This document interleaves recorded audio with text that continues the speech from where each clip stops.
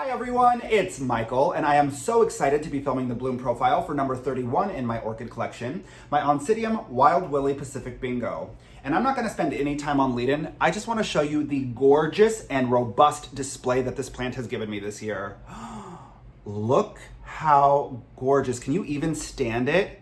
It is so stunning, it is so captivating, and I feel like this plant gets more and more beautiful and more brilliant every time it reblooms for me. And that makes sense because when I got this plant, it wasn't in great health. And honestly, I didn't even get this plant, it was Justin who did it.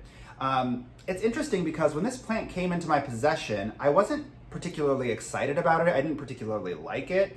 And that's because Justin got this off of the clearance rack at Safeway, he got it for $7. And when he brought it home, it did still have a flower spike on it, but the flowers were very sallow and just kind of not very pretty, and the pseudobulbs were super desiccated, and I just wasn't that interested in the plant. But Justin insisted that I had to rehabilitate it, so that's precisely what I did. Now, since that time, this has rebloomed for me twice. This is the first time I've had time to actually film it, but it's interesting because every time it blooms, it gets more and more beautiful, and that really aligns with its ever-increasing health. Having said all of that, let's go in for a closer look. We are looking at number 31 in my orchid collection, my Oncidium Wild Willie Pacific Bingo. You might also find this plant under the name Odontocidium Wild Willie Pacific Bingo. As I mentioned earlier, Justin brought a much different looking plant home on August 19th of 2017. This plant has been in my collection for over 3 years. Just as the name implies, Odontocidiums are intergeneric hybrids of Odontoglossum types and Oncidium types. Many plants previously classified as Colmonara have been reclassified as Odontocidiums by the American Orchid Society. The parents of this particular hybrid are the Odontoglossum reichenheimi and the Oncidium wildwood.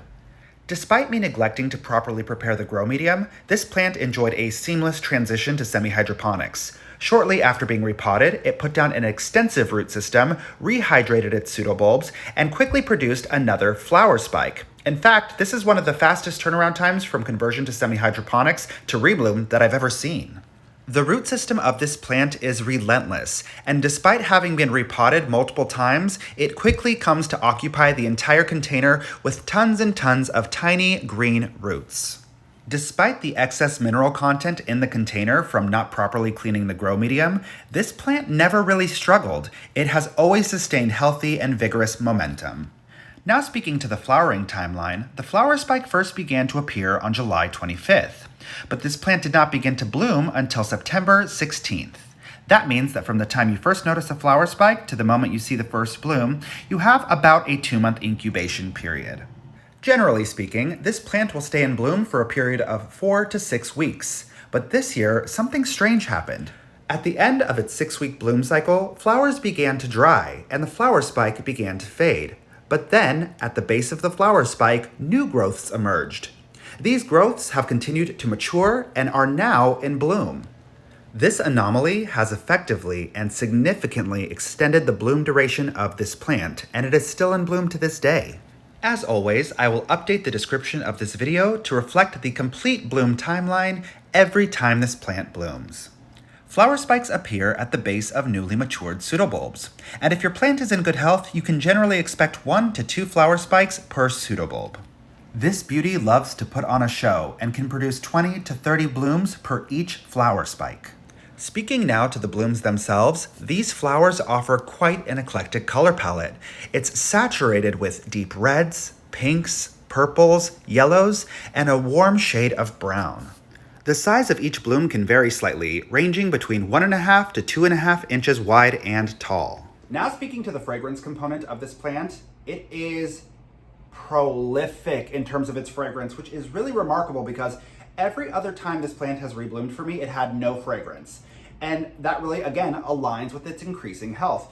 It was so strange because I never even considered this plant a fragrant orchid, but one day I came into this room, I got my new grow light station installed over here, and I was like, what is that smell? It caught me off guard because it was filling the entire room. It was as if somebody had lit an orchid scented candle. It was just throwing the scent so far. And I'm telling you, I was like a hound dog. I sniffed out this orchid, and it wasn't very hard because the scent is so robust. It is so heavily fragrant. Now, to describe the scent, I really don't even have the words. It's a robust floral. It's very full-bodied. It almost edges tropical, kind of in the vein of jasmine, perhaps. But it is so lovely, and it really just perfumes the entire room. I just couldn't love it anymore. And with that, that's pretty much it. Thank you, as always, for choosing to spend your time with me. If you have any questions, concerns, or feedback, go ahead and leave it in the comment section below. Be sure to support one another in the comment section because I'm so seldom available to do so. Don't forget to click subscribe and have a beautiful rest of your day. Mwah! Bye, friends!